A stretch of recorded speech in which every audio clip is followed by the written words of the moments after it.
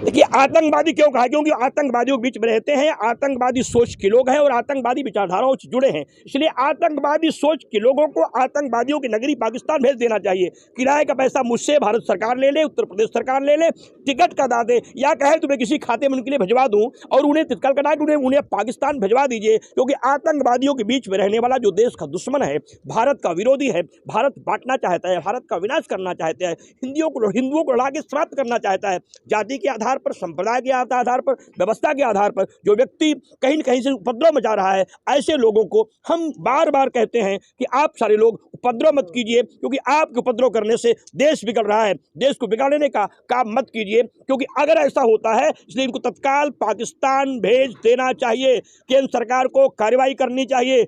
Ticket कटाने की व्यवस्था की जिम्मेदारी मैं तीर्थराज प्रयाग से लेता हूं, मैं इसे दे दूंगा।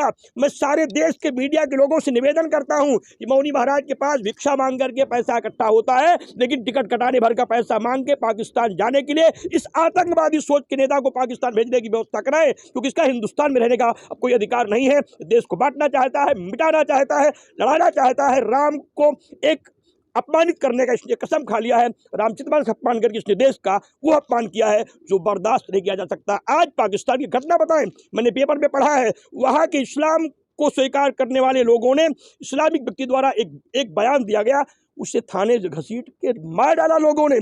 हमारे देश में यहाँ नेता रोज गाली देता है, इसको जेल नहीं भेजा जाता, इसलिए यहाँ अपमान हो रहा है। केंद्र सरकार कानून बनाए, आजीवन कारावास की सजा या फांसी सजा का कानून बने, अन्यथा इन नेताओं को देश से निकाला घोषित किया जाए। नहीं, जिन लोगों ने शहीदी की है, देश को आज़ादी दी है, उनकी आज़ादी का अपमान हो रहा है, उनकी आत्मा कोसती होंगी। मैं मोदी जी से मांग करता हूं, तत्काल कार्रवाई करें। कब तक चुप रहेंगे? देश का अपमान कब तक सहेगा समाज या देश के लोग? इसलिए कतई बर्दाश्त नहीं है। ऐसे लोगों को देश छोड़ करके देश के बाहर भेजना चाहिए। ये आतंकवादी हैं, आतंकवादियों को देश में रहने का अधिकार नहीं है।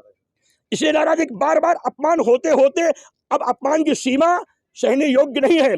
इसलिए ये चाहता है कि मैं बार बार संतों को अपमानित करूं, संत शस्त्र लेकर के निकले, संतों का अपमान हो कि आतंकवादी है संत, ये दिखाए विदेश में जाके। संत माला पहनता है, माला जपता है, माला ही जपेगा, अस्त्र तो नहीं उठाएगा, लेकिन संविधान पर विश्वास करता है, देश पर विश्वास करता है। अगर इससे भी नहीं मानेंगे तो चुनाव में संत समाज गांव-गांव, घर-घर जाएगा और सपा नेता की इस चाल को, जिससे मुखिया अखिलेश यादव का समर्थन प्राप्त है, इस पार्टी के राजनीतिक विनाश के लिए भगवान से प्रार्थना करेगा और अनुष्ठान कराएगा, जप कराएगा, पूजा कराएगा, पाठ कराएगा, सामाजिक संकल्प दिलाएगा कि राष्ट्र विरोधी का, धर्म विरोधी का, मानस विरोधी का, हिंदुस्तान के विरोधी को कतई सदन में जाने के लिए आप लोग अपनी मति मत प्रदान। के बाद से कोई भी संत महात्मा अब सपा नेताओं का अनुष्ठान नहीं कराएगा जो इनका समर्थन करते हैं। तमाम सपा नेताओं ने विरोध किया है, मैं उनका स्वागत करता हूं जो इस देश के प्रेमी हैं, लेकिन जो इनके समर्थन में है, ऐसे लोगों को साधुवाद नहीं, धन्यवाद नहीं,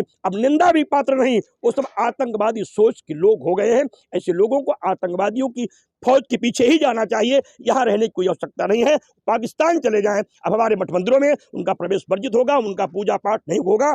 और तीर्थ पुरोहितों से निवेदन है, किसी भी स्थिति में वह ही नहीं, अब पूजा पाठ मत कराएं, क्योंकि उनके पूजा पाठ कराने से वो भस्मासुर बन करके देश का अपमान करते हैं। वो भस्मासुर बनते हैं, आशीष लेते हैं, पूजा कराते हैं, पाठ कराते हैं, फिर रामचरितमानस को, रामायण को, संत को, महात्मा को गाली देते हैं और आतंकवादी कहते हैं। आतंकवादी वह कहता है जो आतंकवादी होता है। इसलिए आतंकवादी जगह पाकिस्तान में है। अब स्वामी प्रसाद मौर्य को पाकिस्तान भेजिए, टिकट का पैसा मुझसे लीजिए।